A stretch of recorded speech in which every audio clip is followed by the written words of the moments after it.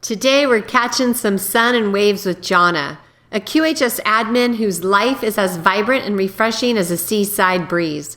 What currents brought her to the sunny shores of the quantum shift? Let's surf behind the scenes to see the waves she's been riding.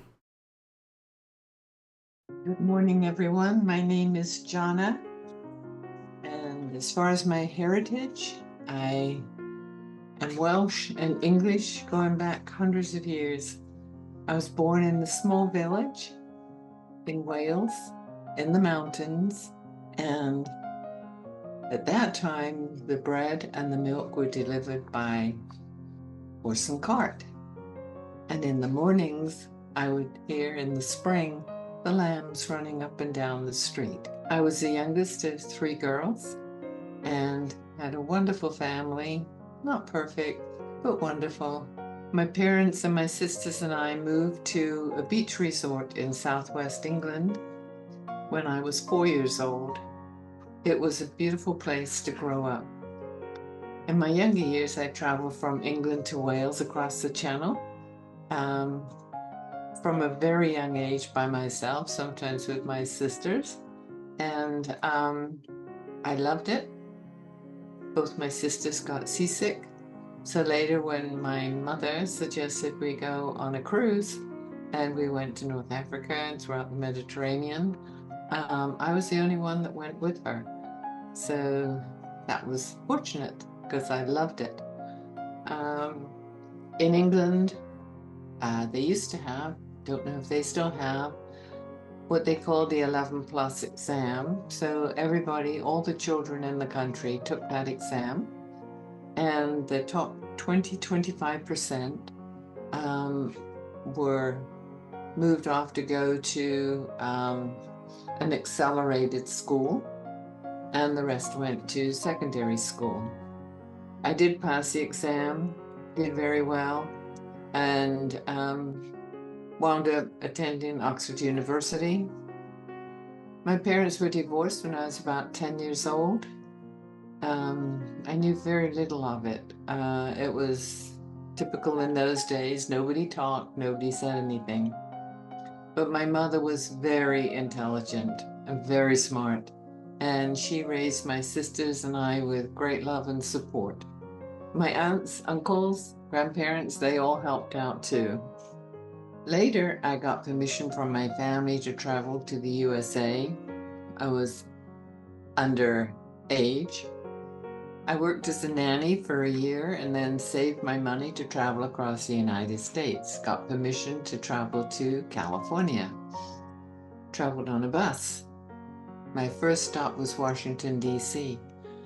And I was the last person to leave the White House that day after the tour. We got on the bus. I was traveling with a girlfriend from Sweden, both blonde, blue-eyed, and started traveling down south. And when we got off at the next bus stop, I was surprised because people seemed so sad, so depressed, so withdrawn, and I couldn't understand it. And later I heard people saying that President Kennedy had been shot in Dallas that morning. So that was very sad. Then as we went on our cross-country trip, my friend and I decided that the best place to sit on the bus, the big old Greyhound bus, was in the back seat. It was years later that I found out, as you travel down south, that girls like us did not sit in the back of the bus. But, I was totally ignorant. I had never seen prejudice anywhere. So I met my husband, my first husband, in California. And together we had 3 daughters, beautiful daughters.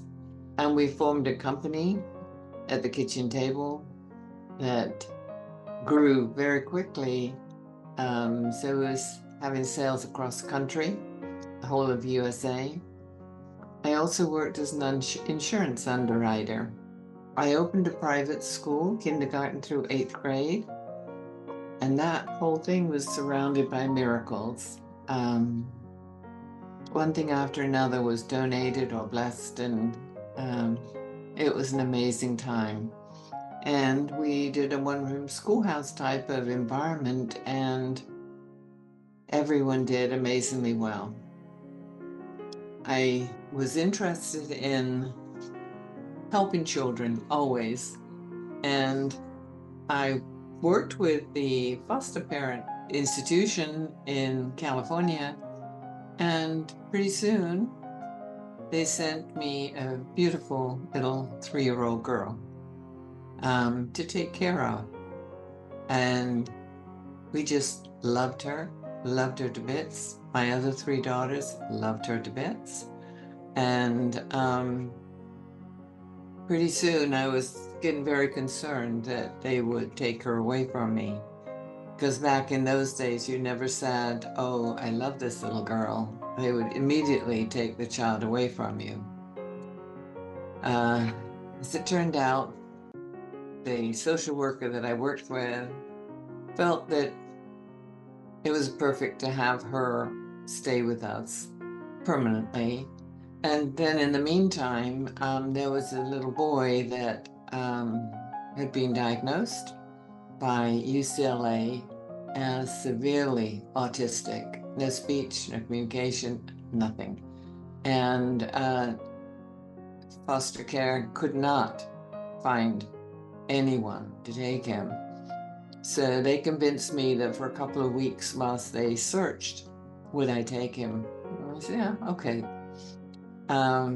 So glad we did. With 4 very chatty girls by this time, and this little guy, he loved the attention. No speech, but he did hit if he didn't like what you were doing. Anyway, finally, with a lot of help, I managed to encourage him with sounds, with words, and very limited, but he was able to speak.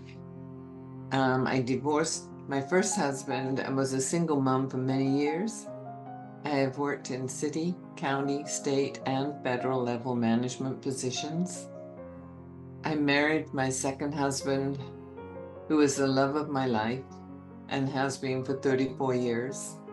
And he is the best thing that's ever happened to me. Throughout my life, I've always loved children. I was foster mom to many children. I was a guardian ad litem representing 13 children in court. I have adopted 7 children, 1 Native American, 1 Mexican heritage, 3 Chinese born, and 2 Russian born. I had my tonsils removed when I was 8 years old. Then when I was in my late 20s, I was prescribed a medicine that caused severe intestinal bleeding and ulceration. And I was hospitalized for 3 weeks, during which time I had a near-death experience and was asked spiritually if I wanted to return to my body or not. My 3 daughters were still very young, so I chose to return to my body. When driving across country, I was in a rollover car accident and wound up upside down, hanging from the roof of the car by my seatbelt. I was unconscious apparently, and the result was a traumatic brain injury that took many months of help to rebuild my memory and thinking. The second rollover accident was due to icy roads. The vehicle I was in slid off a mountain road and rolled down a steep embankment. A stand of trees stopped the vehicle. I was able to slide out through the smashed rear window and had another traumatic brain injury from that accident, but the driver was hospitalized, but I walked away.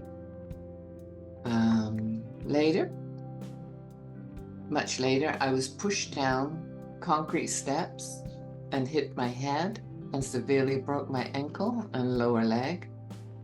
After months in the hospital, I recovered enough to move about in a wheelchair. Several metal plates and screws were needed to mend the broken bones. It was, I thought, they thought that I would never walk again.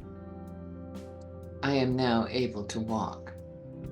Part of my intestines and my appendix were removed again due to a reaction to prescribed medicine. And they broke my left femur when bowling and had plates and metal screws in that leg. Initially, it was thought that my knee was also damaged, but fortunately it was not. As far as how did I join QHS? Science and research have always been a major interest of mine, and I had a major interest in shape and form and how their frequencies impacted water. I had fish tanks everywhere in my home, testing the impact of different forms on the water and on fish. 8 full-size swimming pools later were used to verify test results from the small fish tanks. The results were a major reduction in the need for pool chemicals and clear pool water. The effect of swimming in the water was amazing, and the frequencies felt wonderful. When I first learned that Cynthia was working with frequencies, I knew I wanted to join her and to know more. I joined QHS and was then asked to be part of admin.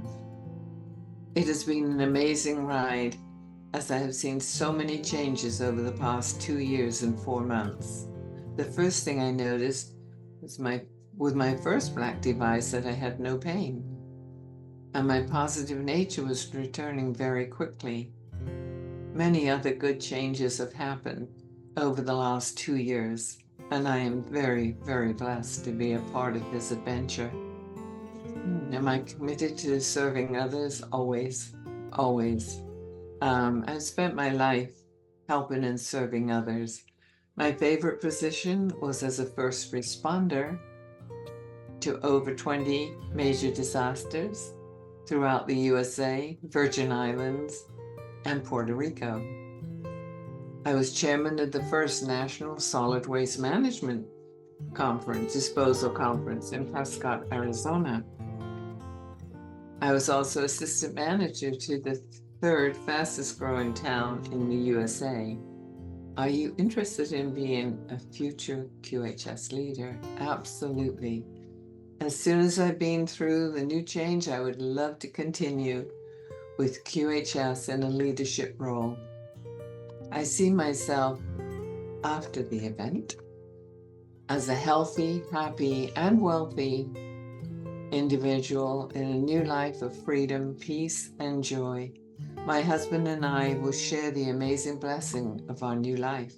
We will travel the world again to share QHS worldwide. I will brush up on several languages so that I will be fluent. I plan to have time to visit my beautiful family who are spread out across the globe, especially 2 siblings, 10 children, 9 grandchildren, and 7 great-grandchildren. Thank you. Join us on the Prequel, where every story matters and every voice is heard. Because here at QHS, we're all about healing, learning, and growing together.